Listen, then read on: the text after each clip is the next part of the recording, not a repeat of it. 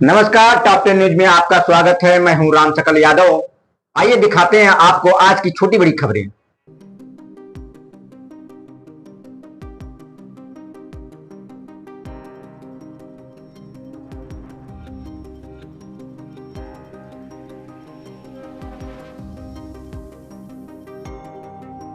AIMIM के प्रदेश अध्यक्ष शौकत अली द्वारा मेरठ जिला में दिए गए एक बयान से राजनीतिक, सियासी तथा प्रशासनिक हलकों में हलचल तेज हो गई है, जहां अब उस बयान पर वह सफाई देते नजर आ रहे हैं।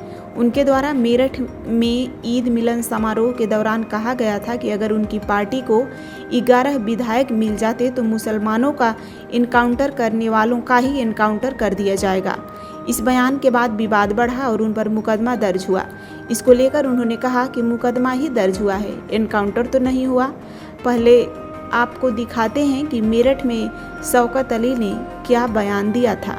मेरे दोस्तों, मेरे बुजुर्गों, मैं 111 नहीं, आप मुझे 11 जिता करके उत्तर प्रदेश से दे दो। मैं आपसे वादा करके जा रहा हूं, मैं आपसे वादा करके जा रहा हूं कि उत्तर प्रदेश में किसी मुसलमान का अगर इनकाउंटर होगा तो इनकाउंटर करने वाले का भी इनकाउंटर होगा। मैं वादा करके जा रहा हूं आपसे।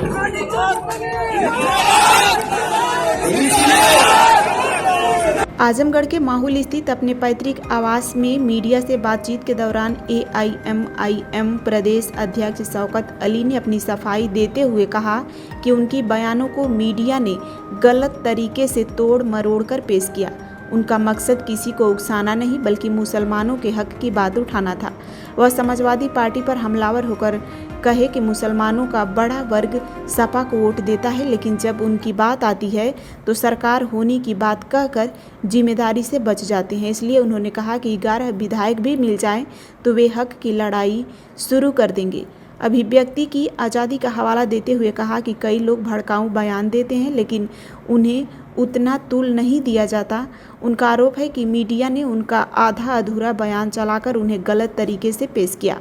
इस मामले में अपनी लीगल टीम से सलाह ले रहे हैं और जल्द ही कोर्ट का रुख करेंगे। साथ ही उन्होंने पूरे प्रदेश में आरटीआई डालकर एनकाउंटर के आंकड़े जुटाने की भी बात कही है।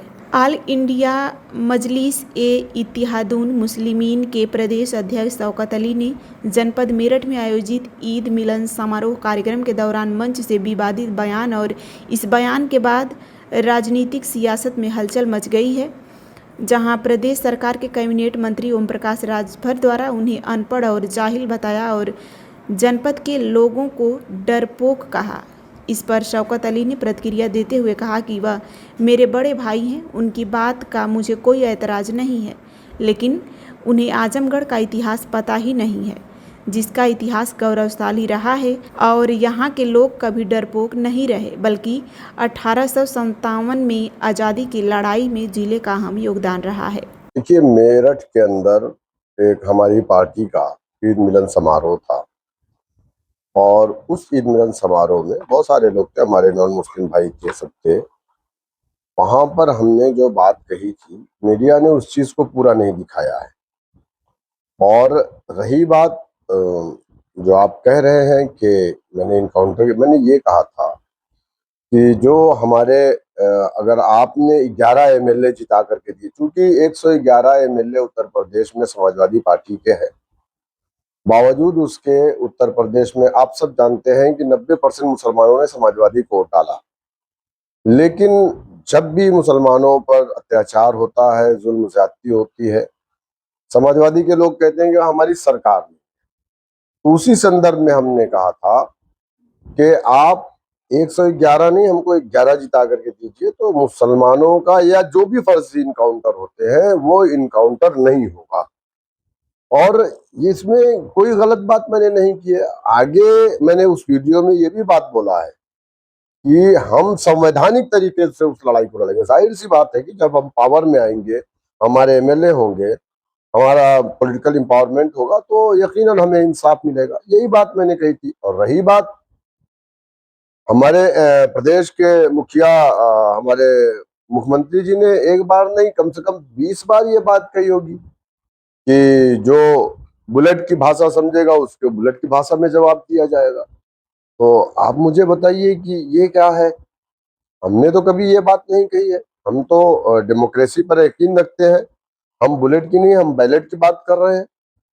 लेकिन इस तरीके से आधा अधूरा बयान कर करके उसको मीडिया में चला करके मेरे ऊपर मुकदमा दर्ज करके, ठीक है कोई बात नहीं है, अच्छी बात है, आपने मुकदमा दर्ज किया है, चलो यहीं तक ठीक है, मेरा इनकाउंटर तो नहीं किया। फिलहाल इस मामले में एफआईआर दर्ज हो चुकी है और कुछ लोगों की गिरफ्तारियां भी हुई है, जिसमें मुख्य आरोपी आप हैं। इस पर आपका क्या कहना है? देखिए ये तो होना ही है, मुझे मालूम है। मेरे ऊपर एक नहीं कई मुकदमे फर्जी तरीके से दर्ज किए गए हैं। आए दिन मुसलमानों को गालियां दी जा रही है, अनाप शनाप बका जा रहा है, और हर कोई बक रहा है, चाहे वो हिंदू संगठन के लोग हों, चाहे वो बीजेपी के लोग हों। अभी फतेहपुर के अंदर बीजेपी के एक नेता ने कहा कि मुसलमानों के खून से होली खेलेंगे हम ईद पे। ऐसे लोगों को कहते हैं कि अभिव्यक्ति की आजादी है।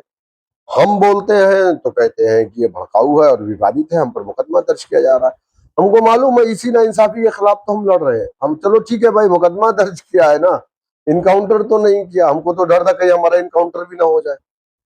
अक्सर आपका बयान जो है विवादास्पद रहता है। इस तरह के बयान आखिर देने का क्या मतलब है? नहीं, विवादास्पद होता नहीं, उसको विवादित बनाया जाता है। मीडिया जिस तरीके से हम लोग मेरे बयान को तोड़ मरोड़ करके चलाती है, उसके बाद उसी बुनियाद पर, मीडिया के ट्रायल की बुनियाद पर ही मेरे ऊपर मुकदमे दर्ज किए जाते हैं। तो अब ये गलत है। ये अभिव्यक्ति की आज़ादी को छीनना है, और उसमें आप देख लीजिए, मैं तो कोर्ट जाऊंगा इंशाल्लाह, और मुझे उम्मीद है कि कोर्ट से मुझे राहत मिलेगी। और रही बात इनकाउंटर की, तो मैं अपनी लीगल टीम से मशवरा कर रहा हूँ, और पूरे प्रदेश के अंदर हर जिले में मैं आरटीआई डलवाऊंगा और पता करवाऊंगा। उसमें मैं रिपोर्ट मांगूंगा कि कितने सेमी और कितने फुल इनकाउंटर हुए हैं। अब आपके ऊपर मुकदमा दर्ज हो चुका है और आगे कार्रवाई भी हो सकती है, ऐसे में आप क्या करें? हम तैयार है उसके लिए। हम न्यायालय का रुख करेंगे और हमें उम्मीद है कि न्यायालय से हमें इंसाफ मिलेगा। ओम प्रकाश राजभर ने हाल ही में बयान दिया, उन्होंने आपको अनपढ़ और बेवकूफ कहा। साथ ही अभी कहा कि आजमगढ़ के लोग डरपोक थे, उनके आने के बाद से लोगों में थोड़ी जान आई है। इस पर आप क्या कहेंगे? देखिए, ओम प्रकाश जी को मुझे लगता है कि आजमगढ़ का इतिहास नहीं पता है।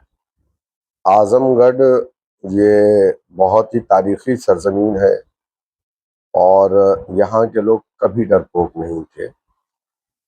और अंग्रेजों की लड़ाई में, 57 की लड़ाई में बहुत बड़ा योगदान रहा है आज़ादी की लड़ाई में आजमगढ़ वालों का। और रही बात बेवकूफ़ और अनपढ़ जाहिल की, वो हमारे बड़े भाई हैं। तो बड़ा भाई छोटे भाई को इसी तरीके की भाषा से बोलता है, मुझे उस पर कोई एतराज़ नहीं है। आप जहाँ पर हैं यहीं पर आकर के हम दोनों भाइयों ने बैठ करके एक साथ खाना खाया, बैरिस्टर ओवैसी साहब भी साथ में थे। तो ठीक है, उनकी भाषा शैली ही वैसी है, उनका अतीत अगर आप जानेंगे तो लोग वैसे होते थे। ठीक है, कोई मसला नहीं है, बड़े भैया है, बोलने दीजिए उनको, मुझे कोई एतराज़ नहीं उनकी भाषा।